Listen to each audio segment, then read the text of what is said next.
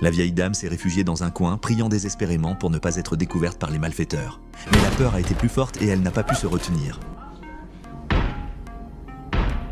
Les deux braqueurs n'auraient jamais imaginé qu'en tuant une simple vieille dame, ils s'attireraient non seulement la colère de ses 4 fils, tous d'anciens membres de la pègre, mais aussi celle de tous les habitants de la petite ville. Toute la ville est venue assister aux funérailles de la vieille dame, car pendant 30 ans, elle avait aidé plus d'une centaine d'orphelins. Ses 4 fils étaient justement des orphelins qu'elle avait adoptés. L'aîné, d'un tempérament violent, avait mené ses 3 frères à unifier la pègre locale en seulement 2 ans. Par la suite, grâce aux conseils incessants de leur mère adoptive, les 4 fils avaient quitté les gangs pour se lancer dans des affaires légitimes. Après les funérailles, les frères se sont réunis, mais la place de leur mère était désormais vide à table. Pour retrouver les assassins de leur mère, ils sont allés voir l'avocat qu'elle fréquentait de son vivant. Mais celui-ci a affirmé ne pouvoir leur fournir qu'une police d'assurance de 400 000 $.